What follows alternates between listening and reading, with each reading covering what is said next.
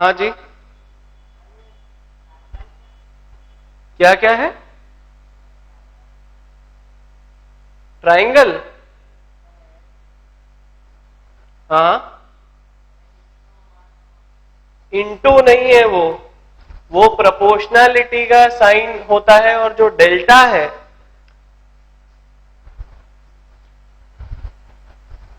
ये जो है इसको हम प्रोपोर्शनैलिटी का साइन बोलते हैं।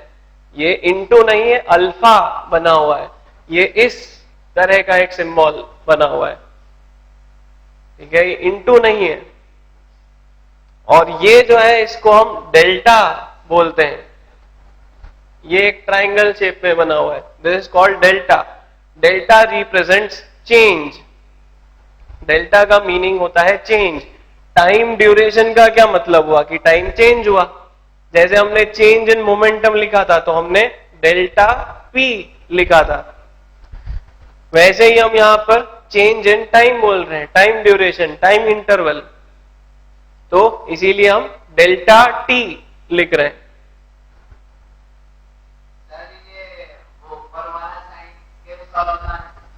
ये वाला ये सॉल्व नहीं करते हैं, ये हम जो स्टेटमेंट फॉर्म में बोल रहे थे उसी चीज को इस फॉर्म में इस तरह से लिख रहे हैं। जो हमने स्टेटमेंट लिखा है उसी को हम शॉर्ट में इस तरह से भी लिख सकते हैं, उसको सॉल्व नहीं करते हैं। ये रिप्रेजेंट करने के लिए यूज किया जाता है कि फोर्स और टाइम में जो है इस तरह का रिलेशन है, there is an inverse proportionality, ठीक है। इसमें कुछ सॉल्व नहीं करना होता है, ये सिर्फ शो करने का तरीका है।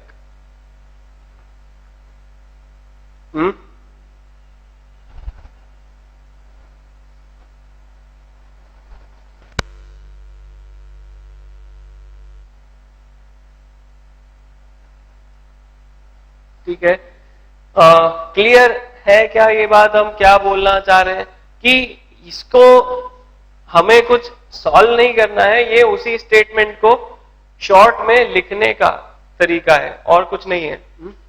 सो प्रोपोर्शनैलिटी का मीनिंग क्लियर है। जैसे इसको एक और सिंपल से एग्जांपल से, एक हमारे डे टू डे लाइफ के एग्जांपल से अगर मैं रिलेट करूं तो हम ऐसा बोल सकते हैं, जैसे अगर मैं सपोज एक पेन खरीदने जा रहा हूं, ठीक है, देन जितने ज्यादा हम पेन खरीदेंगे उतना ज्यादा हमें टोटल कॉस्ट पड़ेगा।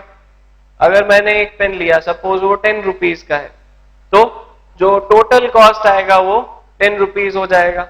अगर हमने 5 पेन खरीदे तो टोटल कॉस्ट 50 रुपीज आ जाएगा। अगर हमने 10 पेन खरीदे तो 100 रुपीज आ जाएगा। तो जैसे जैसे हम उसको बढ़ाते जा रहे हैं ये चीज भी बढ़ती जा रही है, ठीक है। अगर मैंने नंबर ऑफ पेन डबल कर दिए तो कॉस्ट भी डबल हो जाएगा। 5 से 10 करा तो 50 से 100 हो गया, ठीक है ना। तो इस चीज को अगर मैं बोलने के बजाय, स्टेटमेंट फॉर्म में बोलने के बजाय लिखना चाहूं, how do I show this in terms of some symbols, तो हम इस तरह की चीज यूज करते हैं। तो वहां पर हम क्या लिख देंगे, that the cost is directly proportional to number of pens. तो इसमें वो बात अपने आप आ गई, that the total cost is directly proportional to the number of pens purchased, ठीक है। तो इसको हम सॉल्व नहीं करेंगे, ये हमें कुछ इंफॉर्मेशन दे रहा है, it is just giving us some information, ये हमें कुछ इंफॉर्मेशन दे रहा है, ठीक है। फाइन, सो हम आगे बढ़ते हैं, इसमें हम आगे अब क्या करते हैं उसको देखते हैं, समझते हैं। हमने 2 ऑब्जर्वेशंस किए, एक हम बोल रहे हैं that F is directly proportional to delta P, पहला ऑब्जर्वेशन, और F inversely proportional to time duration और टाइम इंटरवल, ये हमारा दूसरा observation.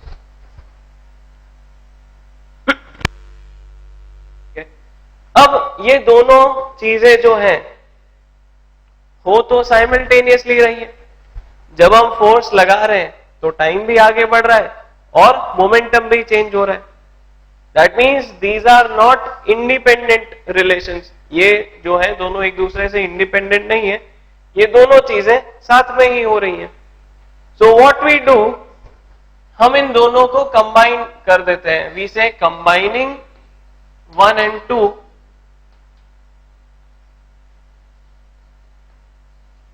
we can write that F is directly proportional to delta P upon delta T।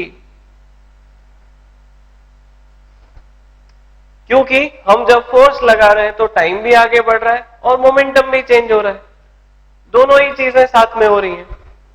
तो definitely इसका meaning ये है कि फोर्स जो है दोनों के साथ डायरेक्टली इस तरह से हम रिलेशन बता सकते हैं।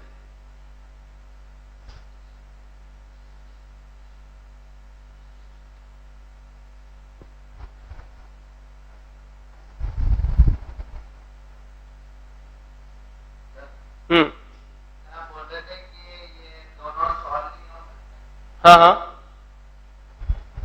तो दोनों स्टेटमेंट्स को हमने कंबाइन कर दिया। मतलब मैं अब ये बोल रहा हूं, जो पहले दोनों स्टेटमेंट्स अलग अलग बोले थे उन दोनों को एक साथ बोल दूं मैं, that the force required is directly proportional to the change in momentum and inversely proportional to the time duration. तो मैंने दोनों को एक साथ मिला के लिख दिया, ठीक है। इस फॉर्म में मतलब मेरा जो कहने का मतलब था कि वो सॉल्व नहीं हो सकते जैसा तुमने पूछा था, उसका ये मीनिंग है कि इसको हम आगे और कुछ नहीं करेंगे, this is the final form. ये एक फाइनल फॉर्म है जिसमें हम उस चीज को लिखते हैं, इसको सिर्फ इसको हम आगे सॉल्व नहीं कर सकते, ठीक है। सिर्फ इसको लेके हम आगे नहीं बढ़ सकते। This is the final form in which the statement is written, ठीक है।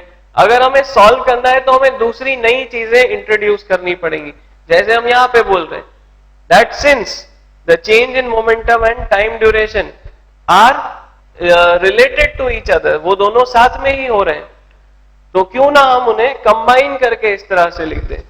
और इसीलिए हमने फिर ये लिख दिया, F is directly proportional to delta P upon delta T.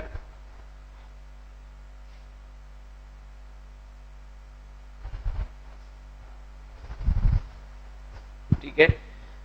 Now इस तरह का फॉर्म जब हम लिखते हैं तो हम एक चीज देखेंगे दैट जब भी अपॉन में टाइम आता है, जब भी अपॉन में टाइम आता है तो इसका मतलब हम कुछ रेट स्टडी कर रहे हैं। जैसे अपॉन में टाइम हमें मिला था जब हमने स्पीड डिफाइन किया था, हमने कहा था that distance upon time gives us speed. Speed is the rate of change of distance with time. अगर हम डिस्टेंस का चेंज टाइम के साथ देखें तो वो स्पीड होती है।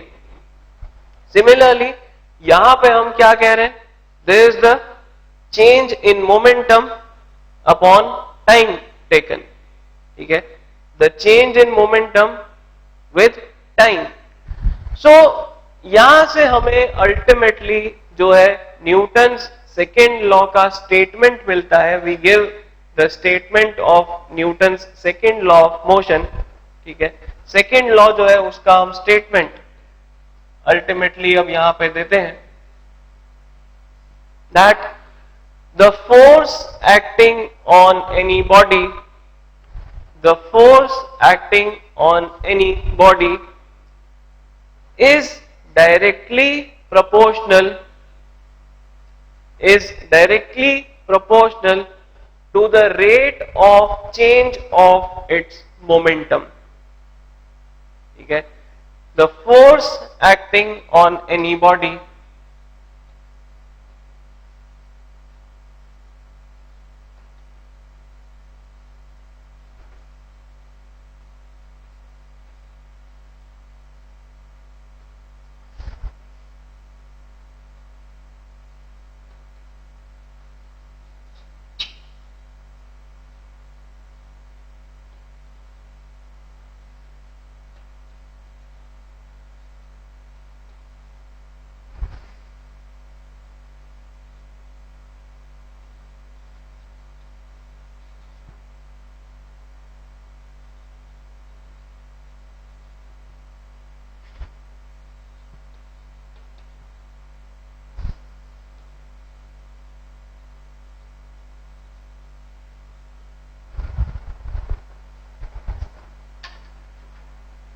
The force acting on a body, force acting on a body is directly proportional to the rate of change of its momentum. जिस रेट से उसका मोमेंटम चेंज हो रहा है उस पर लगने वाला फोर्स उसके डायरेक्टली प्रोपोर्शनल होता है। मतलब अगर किसी का मोमेंटम बहुत तेजी से बदल रहा है तो उस पर ज्यादा फोर्स एक्ट कर रहा होगा, अगर किसी का मोमेंटम बहुत धीरे धीरे बदल रहा है तो उस पर कम फोर्स एक्ट कर रहा होगा।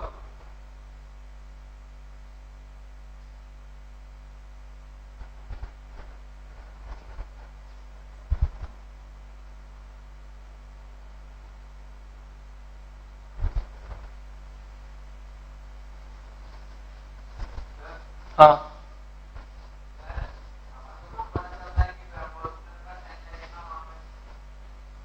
जब भी हमें ऑब्जर्वेशन करने पे इस तरह का कोई रिलेशन मिले तो हम प्रोपोर्शनलिटी का साइन लगाते हैं।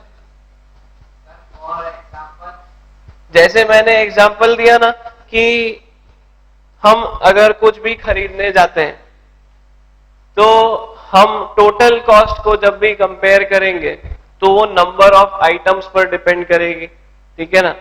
पर जैसे सपोज अगर मैं बोलूं कि मैं कुछ परचेज करने गया और मुझे वो परचेज करने में 1 घंटा लग गया तो भी उसकी कॉस्ट तो वही रहेगी। अगर मैं उसको परचेज करने गया और मैंने 5 मिनट में परचेज कर लिया तो भी उसकी कॉस्ट तो वही रहेगी। That means they are not related with each other, वो आपस में रिलेटेड ही नहीं है। प्रोपोर्शनलिटी हम सिर्फ तब यूज करते हैं जब कोई दो चीजें आपस में रिलेटेड हो, ठीक है ना, तब हम प्रोपोर्शनलिटी का यूज करते हैं। अगर दो चीजें आपस में रिलेटेड ही नहीं है तो उनमें कोई प्रोपोर्शनलिटी होगी नहीं, ठीक है। बट अगर इस तरह का रिलेशन है तो वहां पर प्रोपोर्शनलिटी होगी। ऐसा भी हो सकता है कि दो चीजें आपस में रिलेटेड हो बट उनमें प्रोपोर्शनलिटी नहीं हो। जैसे अगेन फॉर एग्जांपल एक सिंपल सा एग्जांपल लें, हम अगर क्रिकेट का एग्जांपल लें तो हम जानते हैं कि जो टोटल नंबर ऑफ रन्स हैं वो नंबर ऑफ ओवर्स पे डिपेंड करेंगे। भाई जैसे जैसे ओवर्स आगे बढ़ेंगे तो रन आगे बढ़ने चाहिए, लेकिन वहां पर कोई प्रोपोर्शनलिटी, कोई फिक्स्ड रिलेशन नहीं है। हम ऐसा नहीं बोल सकते कि भाई 2 ओवर में अगर 10 रन बने हैं तो 4 ओवर में 20 रन बनेंगे ही बनेंगे, या 10 ओवर के बाद 50 रन बनेंगे ही बनेंगे। ऐसा कोई रिलेशन वहां एग्जिस्ट नहीं करता। That means there is no relation of proportionality in that case. वहां पर प्रोपोर्शनलिटी का कोई रिलेशन नहीं है। तो जहां पर होता है वहां पर हम बताते हैं, जहां नहीं होता है तो नहीं बताते हैं, ठीक है।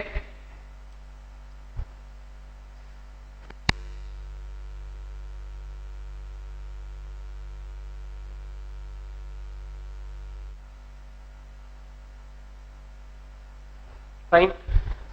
अब जैसा कि क्वेश्चन उठ रहा था कि हम इसको सॉल्व कैसे करते हैं, ठीक है, हम इस चीज को सॉल्व कैसे करते हैं, तो हम इसको डायरेक्टली सॉल्व नहीं कर सकते। हम इसको सॉल्व करने के पहले एक इक्वेशन फॉर्म में बदलते हैं, ठीक है। Equations can be solved, such relations can not be directly solved. हमें जो है इस रिलेशन को पहले एक इक्वेशन फॉर्म में बदलना पड़ेगा। After that we can solve it. हम उसको फिर सॉल्व कर सकते हैं, हम उसमें वैल्यूज डाल के उसको सॉल्व कर सकते हैं, ठीक है। अब हम क्या करते हैं, हम यहां पे एक इस रिलेशन को इक्वेशन में बदलना चाहते हैं। जैसे हमने पहले एक एग्जांपल लिया था अभी कि जो टोटल कॉस्ट है वो नंबर ऑफ पेन्स के प्रोपोर्शनल है, ठीक है। हमने कहा था एक पेन 10 रुपए का है तो टोटल कॉस्ट जो है वो नंबर ऑफ पेन के प्रोपोर्शनल नहीं, अगर 10 पेन लिए तो 100 रुपए उसकी कॉस्ट होगी। तो इस रिलेशनशिप में जो हमने पहले लिखा था उसमें ये चीज कहीं नहीं आ रही थी,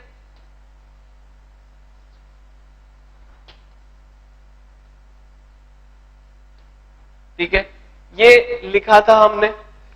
अब इसमें ये बात कहीं नहीं आ रही कि हर पेन की कॉस्ट क्या है, ठीक है, हर पेन की कॉस्ट क्या है ये इसमें कहीं नहीं आ रहा। तो यहां पर सिर्फ ये रिलेशन पता चल रहा है कि टोटल कॉस्ट जो है वो नंबर ऑफ पेन के प्रोपोर्शनल है, पर ये चीज नहीं पता चल रही कि टोटल कॉस्ट आखिर होगी क्या, अगर 10 पेन लिए तो टोटल कॉस्ट क्या होगी। लेकिन अगर इसी को मैं ऐसे लिख दूं कि cost is equal to 10 into number of pens, तो अब ये चीज सॉल्व हो सकती है।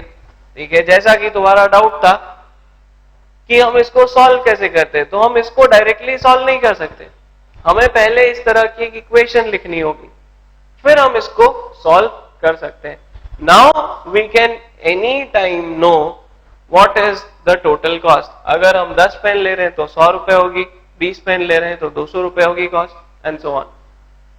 ठीक है, so first we need to convert this relation into a form of equation। इसको हमें इक्वेशन फॉर्म में पहले कन्वर्ट करना होगा।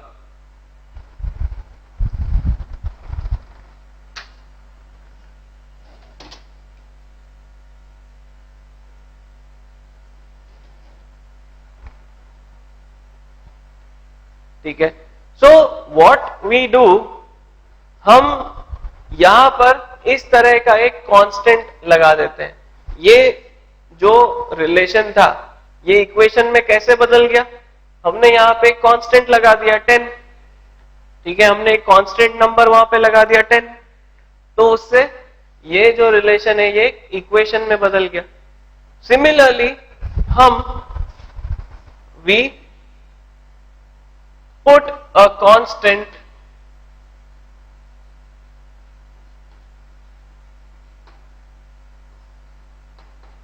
K in the relation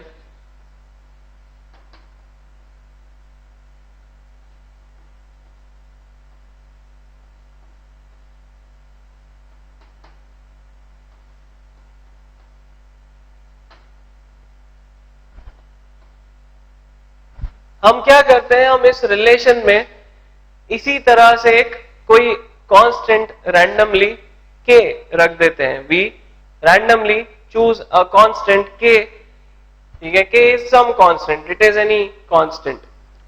वो कांस्टेंट हम लिख देते हैं और हम उसको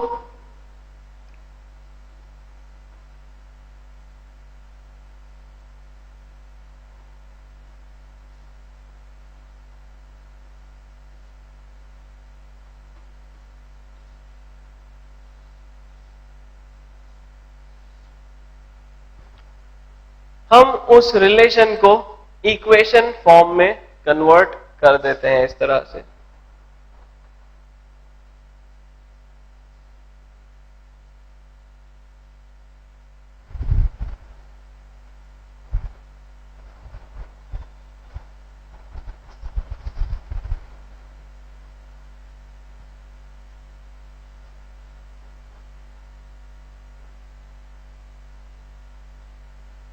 ठीक है, अब फिर जो क्वेश्चन उठता है कि ये जो कांस्टेंट k है आखिर इसकी वैल्यू क्या है। भाई जैसे यहां हमने कांस्टेंट लगाया तो उसकी वैल्यू 10 थी, तो फिर ये कांस्टेंट जो है इसकी वैल्यू क्या होनी चाहिए। ठीक है, ये एक नेक्स्ट यहां पर क्वेश्चन उठता है, डाउट उठता है कि ये k जो है ये क्या होता है, इसकी वैल्यू क्या होनी चाहिए।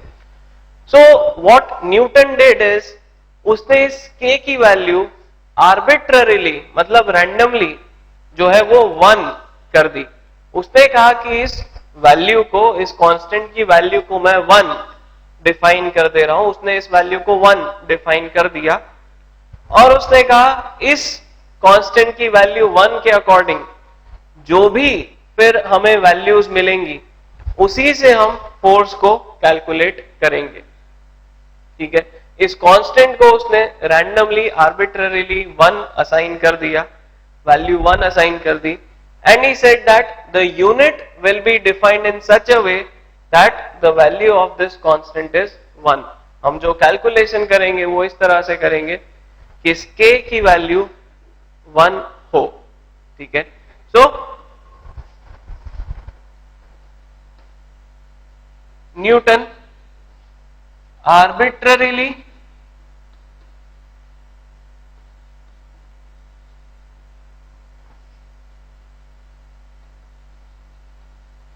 assigned the value of k as 1. Newton ने आर्बिट्ररीली इस k कांस्टेंट की वैल्यू जो है वो 1 कर दी, और इसके पीछे उसने लॉजिक क्या दिया? The logic is very simple that the unit of force is not yet defined. भाई फोर्स की जो यूनिट है वो तो अभी डिफाइंड है नहीं, तो मैं फोर्स की यूनिट ही इस तरह से डिफाइन कर रहा हूं कि k की वैल्यू 1 है, और फिर यहां पर कैलकुलेशन करके जो भी मिलता है वो ही अपने आप फोर्स की वैल्यू हो जाएगी। ठीक है, वो ही अपने आप फोर्स की वैल्यू हो जाएगी। फोर्स को हम इसी तरह से कैलकुलेट करेंगे।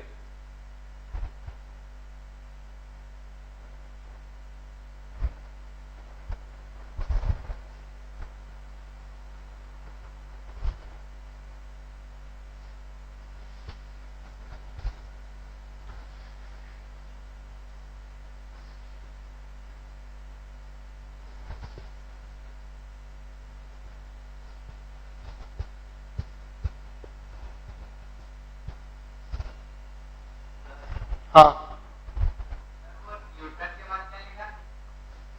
आर्बिट्ररीली, आर्बिट्ररीली, ARBITRARILY, मतलब रैंडमली, रैंडमली, रैंडमली। ठीक है, रैंडमली नहीं, मतलब बेसिकली आर्बिट्ररीली का मीनिंग है कि इस काम को करने के पीछे कोई लॉजिक नहीं था, इसके पीछे कोई लॉजिकल रीजन नहीं है, तो उसको हम बोलते हैं आर्बिट्ररीली। ठीक है, तो न्यूटन ने जो है k की वैल्यू आर्बिट्ररीली, रैंडमली 1 असाइन कर दी, और उसके पीछे उसने लॉजिक तो कुछ नहीं दिया, उसने जस्टिफाई उसको इस तरह से कर दिया कि फोर्स की यूनिट तो है नहीं, कोई यूनिट अभी तक हमने असाइन नहीं की है, तो क्यों ना हम k को 1 कर दें, और इससे फिर जो भी हमें मिलता है वही फोर्स की यूनिट हो जाएगी, वही फोर्स का मेजर हो जाएगा अपने आप।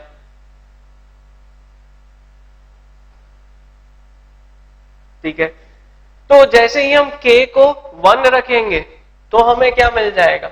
हमें अल्टीमेटली फोर्स कैलकुलेट करने का फॉर्मूला मिल जाएगा।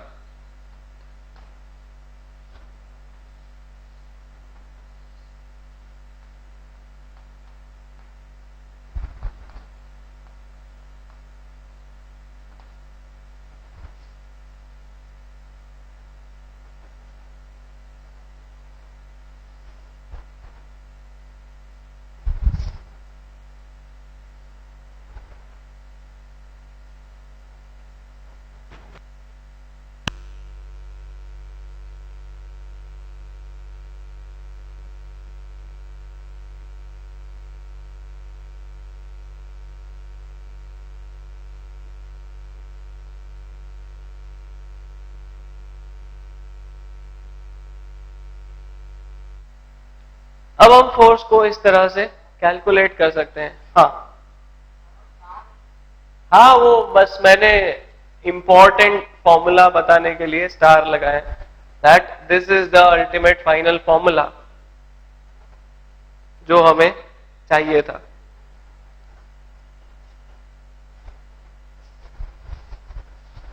ठीक है, अब हम जो है फोर्स से रिलेटेड कई सारे कैलकुलेशन कर सकते हैं। Now we can do all the calculations. Next जो एस्पेक्ट आता है, इसी फॉर्मूले से हम फोर्स की यूनिट डिफाइन करते हैं, डिस्कस करते हैं। यूनिट ऑफ फोर्स, जैसे हम लेंथ मेजर करते हैं मीटर में, मास मेजर करते हैं किलोग्राम में, ठीक है, स्पीड वेलोसिटी मेजर करते हैं मीटर पर सेकंड में, वैसे ही फोर्स की भी कुछ यूनिट होनी चाहिए। So now we define the unit of force. ठीक है, हम एसआई यूनिट अगर डिफाइन करें तो इधर हमें क्या दिख रहा है, चेंज इन मोमेंटम। मोमेंटम हम मेजर करते हैं केजी मीटर पर सेकेंड में, ठीक है। हमने बता रखा है स्टार्टिंग में, फिर से उसको बताया था, momentum is measured in KG metre per second upon delta T. Delta T is time interval, उसको भी हम सेकेंड्स में मेजर करेंगे एसआई यूनिट में, ठीक है। So the SI unit becomes KG metre per second square.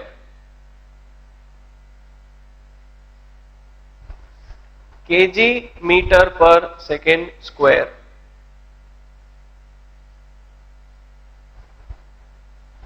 हाँ,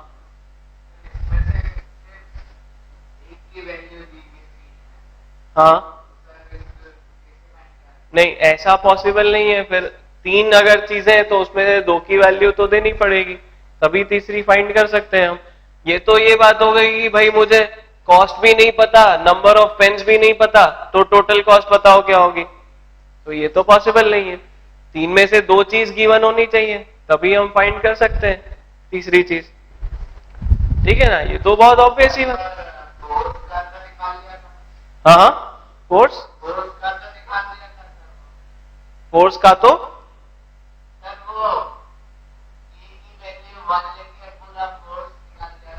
नहीं नहीं, हमने ये फॉर्मूला निकाला था के की वैल्यू 1 लेके। हमने ये थोड़ा बोला कि हमें कुछ वैल्यू मिल गई, ये तो हमें फॉर्मूला मिला है, वैल्यू कहां मिली। मैंने ये थोड़ा बोला कि फोर्स 100 है 200 है, ये तो फॉर्मूला मिला। ये तो हमें सिर्फ फॉर्मूला मिला है अभी।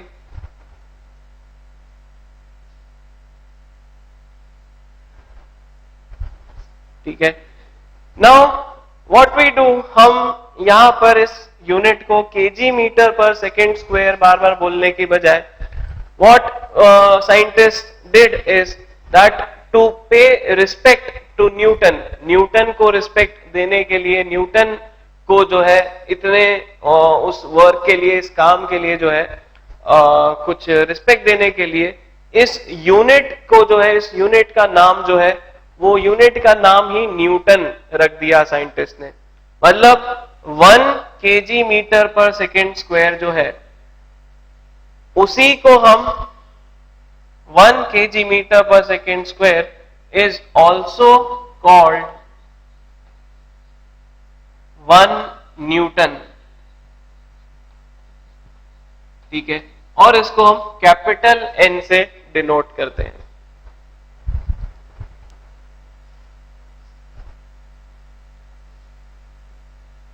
ठीक है, जैसे हाँ,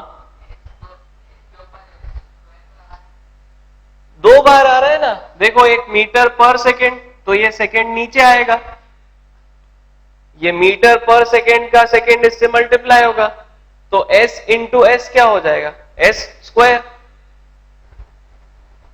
है ना। दो बार आ रहा है ना, केजी मीटर पर सेकेंड में भी आ रहा है और नीचे भी सेकेंड आ रहा है, ठीक है। So what we do is simply, हम इस यूनिट को जो है हम 1 न्यूटन बोल देते हैं, हम फोर्स की यूनिट जो है वो बोल देते हैं इट इज न्यूटन, ठीक है। Force is measured in newton, ठीक है। जैसे किलोग्राम के लिए हम केजी लिखते हैं, मीटर के लिए स्मॉल m लिखते हैं, वैसे ही हम न्यूटन के लिए कैपिटल N लिखते हैं, ठीक है। Newton is denoted by capital N। और इसके पीछे कोई लॉजिक नहीं है, रीजन नहीं है, सिंपली जिस साइंटिस्ट ने इस चीज पर इतना वर्क किया उसके नाम पर हमने यूनिट का नाम रख दिया, ठीक है।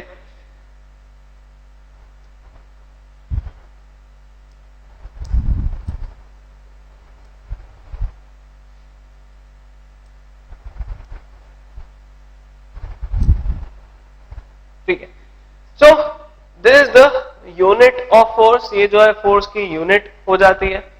और इस फॉर्मूले को यूज करके हम जो है फोर्स मेजर कर सकते हैं, फोर्स कैलकुलेट कर सकते हैं। नाउ हम यहां पर एक काम और करते हैं, हम इस फॉर्मूले को कुछ एक ऑल्टरनेट फॉर्म में भी लिखने का ट्राई करते हैं, कोशिश करते हैं।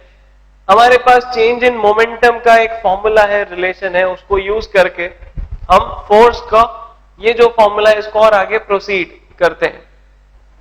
हमने क्या लिख रखा है, that delta P is equal to M V minus M U. ठीक है, final velocity final momentum minus initial momentum. v जो है वो रिप्रेजेंट करता है फाइनल वेलोसिटी को, u जो है वो रिप्रेजेंट करता है इनिशियल वेलोसिटी को। ये कन्वेंशंस हम इक्वेशंस ऑफ मोशन में भी यूज करते हैं। फाइनल वेलोसिटी और इनिशियल वेलोसिटी का क्या मीनिंग होता है? इनिशियल मतलब जब हमने ऑब्जर्व करना चालू किया, that is time equal to 0। जब भी टाइम 0 था, हम ऑब्जर्व करते हैं तो हम क्या करते हैं, हम अपनी स्टॉप वॉच चालू करते हैं तो 0 से टाइम स्टार्ट होता है और हमारा ऑब्जर्वेशन चालू हो जाता है। That means corresponding to this delta T can be written as t minus 0, initial velocity initial time, final velocity final time. ठीक है, और फिर हम फोर्स का एक और फॉर्मूला लिखते हैं। We say that we can write force as mv minus mu upon t। ठीक है, या फिर हम m को कॉमन ले लें और हम इस तरह से लिख सकते हैं v minus u upon p।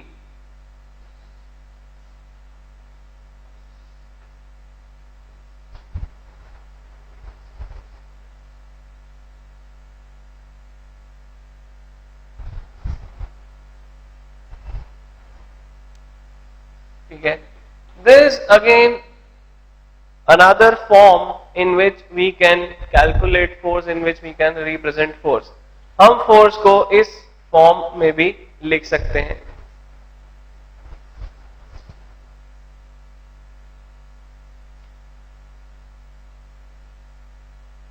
ठीक है, अब यहां पर एक खास चीज जो हमें रिकॉल करनी होगी, v minus you upon T, इस चीज को अगर हम रिकॉल करें, यही एक्सेलरेशन की डेफिनेशन थी।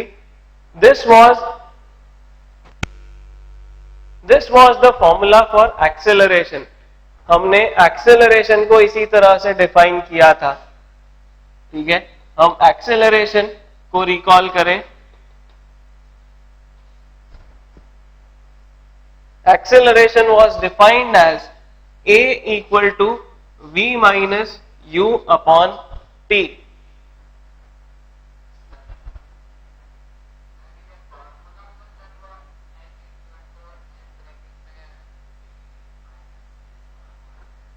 हाँ,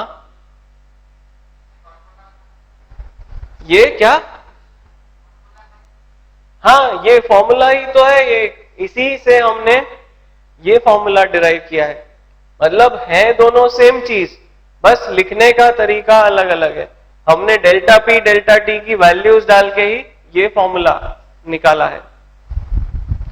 तो या तो हमें चेंज इन मोमेंटम डायरेक्टली पता हो और टाइम ड्यूरेशन डायरेक्टली पता हो, या फिर हमें इस तरह से मास पता हो और चेंज इन वेलोसिटी पता हो। तो जो भी चीज हमें पता होगी उसके बेसिस पर फिर हम ये फॉर्मूला यूज करेंगे।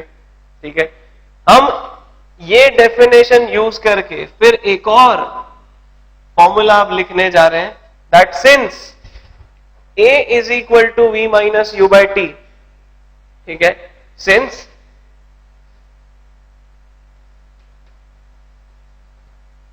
a is equal to v minus u by t, therefore we can also write that f is equal to m into v minus u by t, जो कि हम a बोल रहे हैं।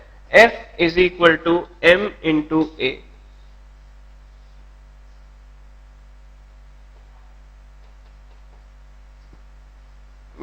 देखो यहां पर हमने क्या लिखा है, m into V minus U by T. अब ये जो पूरी चीज लिखी हुई है,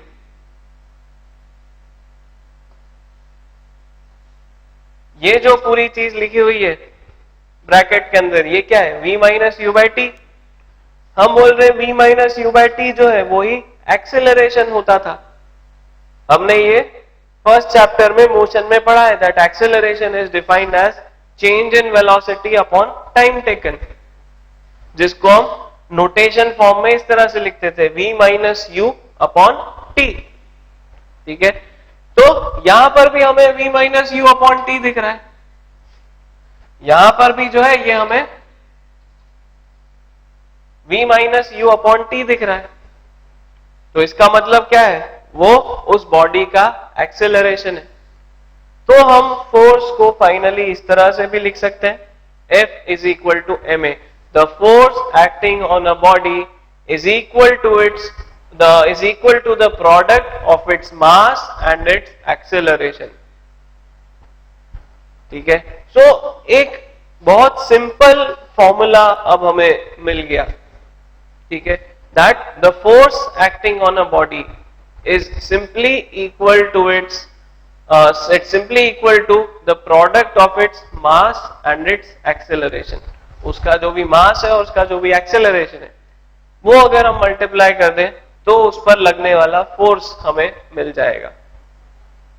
ठीक है, तो ये तीन रिलेशंस हम बता रहे हैं, ये हैं सेम ही फॉर्मूले but represented in three different forms. एक ही रिलेशन है, हम फाइंड तो फोर्स ही कर रहे हैं हर बार। ठीक है, हम हमेशा फोर्स ही फाइंड कर रहे हैं, बट फोर्स को फाइंड करने का, उसका फॉर्मूला लिखने का, ये तीन अलग अलग मेथड्स हो सकते हैं। ठीक है, हम इन तीन फॉर्म्स में फोर्स को लिख सकते हैं। क्या चीज, आवाज सही से नहीं आ रही है। एक ही जगह पे क्या,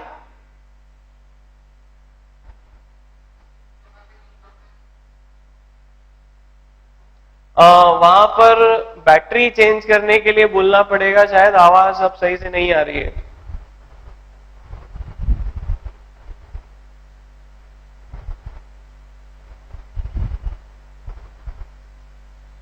हेलो, हाँ, एक ही जगह पे क्या बोल रहे हो?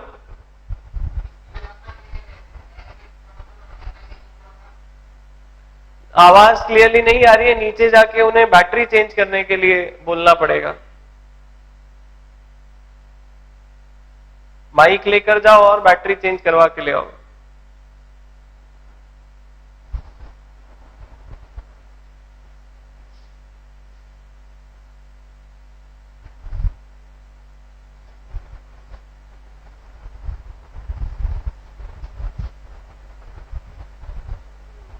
आवाज कट कट के आ रही है मामा जी, बैटरी खत्म हो गई है क्या? हेलो, नहीं, आवाज नहीं आ रही है।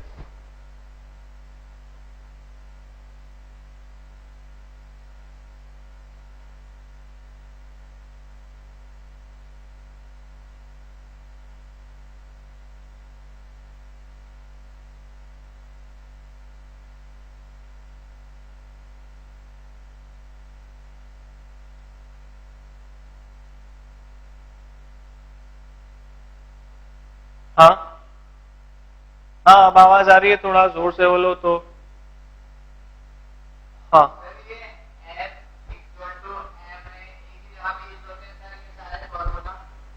हाँ, ये तो जैसा मैंने कहा ना, हमें जो चीज गिवन होगी उसके बेसिस पे हम फॉर्मूला यूज करेंगे। जैसे अगर हमें चेंज इन मोमेंटम दे दिया, टाइम दे दिया, तो हम ये यूज करेंगे। अगर हमें मास दिया है, एक्सेलरेशन दिया है, तो हम ये फॉर्मूला यूज करेंगे। अगर हमें मास दिया है और इनिशियल फाइनल वेलोसिटी और टाइम दिया है, तो हम ये वाला फॉर्मूला यूज करेंगे।